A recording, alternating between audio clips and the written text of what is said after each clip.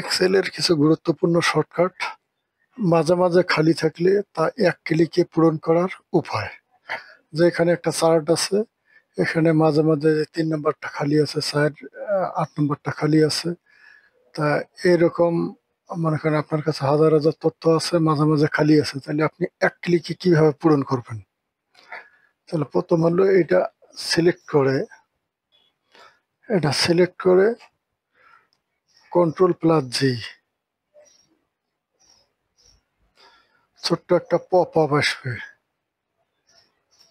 তারপরে নিচে যে স্পেশাল আছে এর মধ্যে ক্লিক, তারপরে এই যে নিচে যে ব্ল্যাঙ্ক লেখা আছে এটার মধ্যে একটা ক্লিক দিয়ে ওকে। এখন এই যে অটোমেটিক এই যে খালি ঘরের মধ্যে মাউস পয়েন্টার আছে, এখানে আপনি কি দিয়ে পূরণ করতে চান সেটা এখানে লিখতে হবে। মনে করুন আমি চাচ্ছি যে এখানে লেখাটা আসবে যত খালি আছে এনে, তো এই যে এনে লিখছি একটাতে।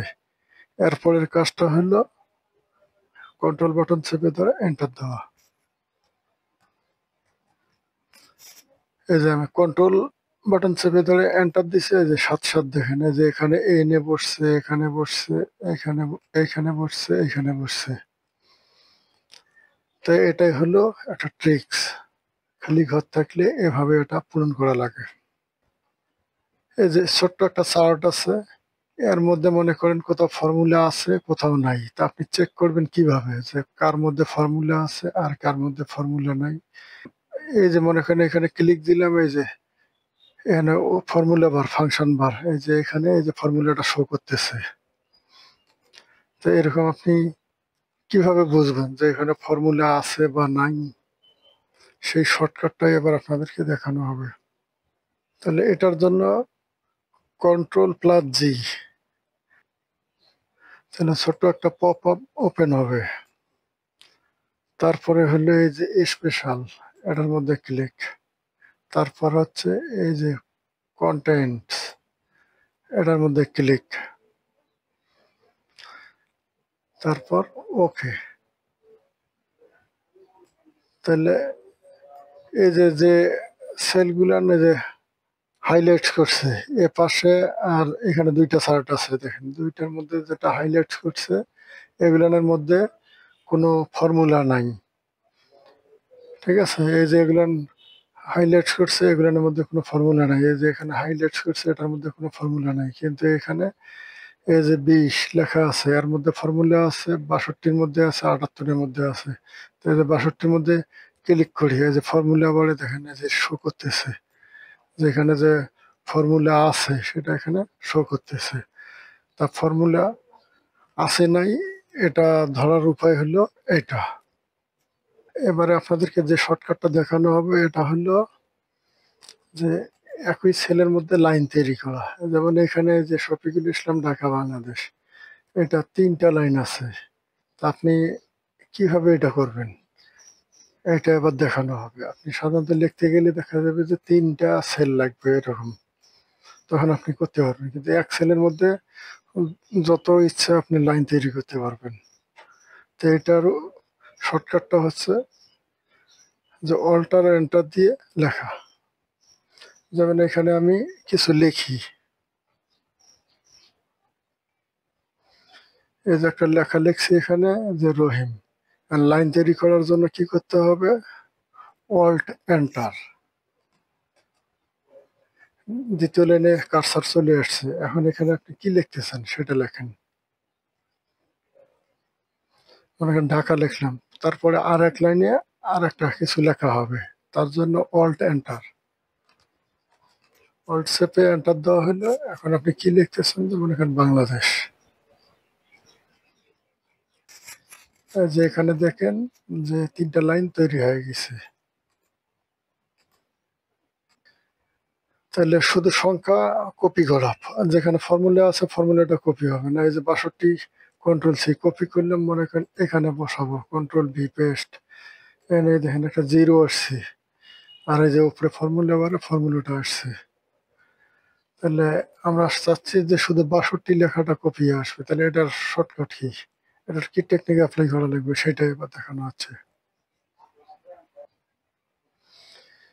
এই যে যেটা আমরা কপি করতে চাচ্ছি এটা কন্ট্রোল সি কপি।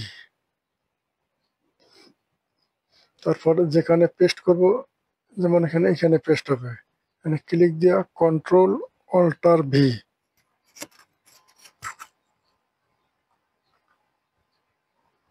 ছোট্ট একটা পপ আপ আসছে।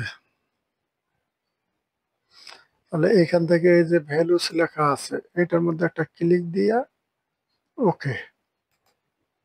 এখন দেখেন এখানে ৬২ চলে আসছে, কিন্তু এই যে ফর্মুলা বারে দেখেন এখানে কোনো ফর্মুলা নাই। আর আগে এখানে কি ছিল, এখানে ৬২ তো আসে না, এই যে ফর্মুলাটা আসছে এখানে। তা ফর্মুলা যেখানে থাকে সেখানে শুধু সংখ্যা কপি করার শর্টকাট টেকনিক হলো এটাই।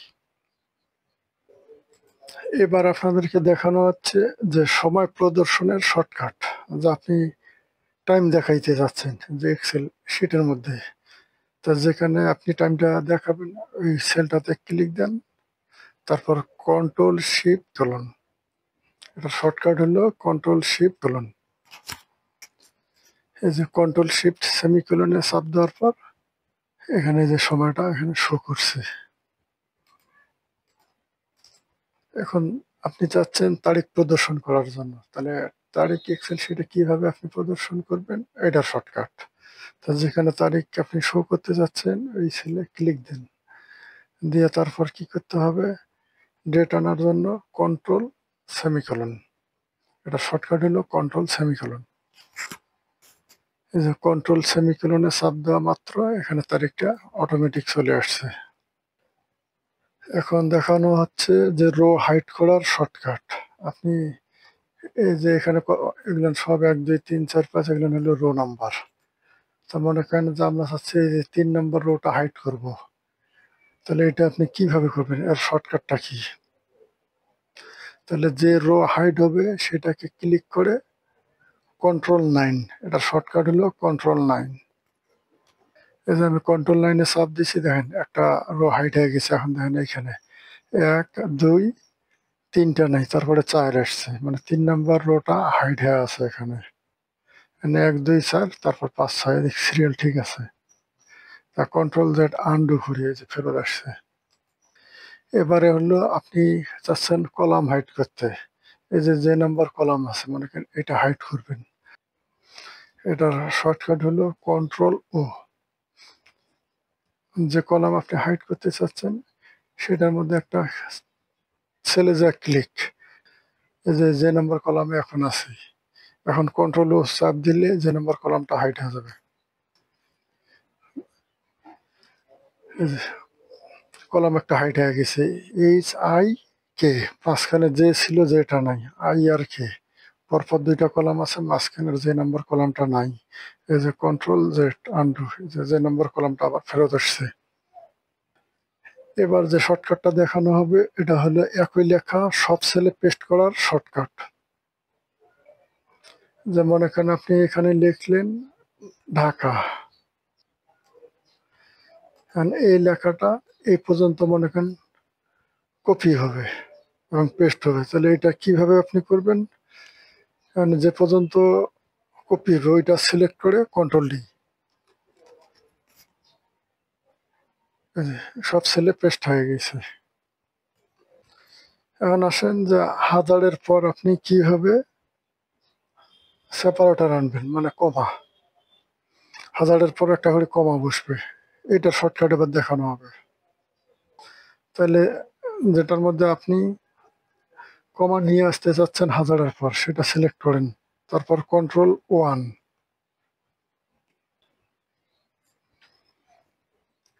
কন্ট্রোল 1 দেওয়ার পর একটা পপ আপ আসবে। এখানে আপনার যে কাজটা করতে হবে, এখানে যে নাম্বার লেখা আছে এই নাম্বারটার মধ্যে ক্লিক দিতে হবে। তারপর ডেসিমাল প্লেসেস, এটা ২ দেওয়া আছে, এটা 0 করে দেবেন। তারপরে যে মাঝখানে লেখা আছে ইউজ 1000 সেপারেটর, এই যে কমা, এই বক্সটাতে একটা ক্লিক, এটা দেওয়ার পর ওকে। এই যে অটোমেটিক দেখেন এখানে হাজারের পর একটা করে কমা চলে আসছে।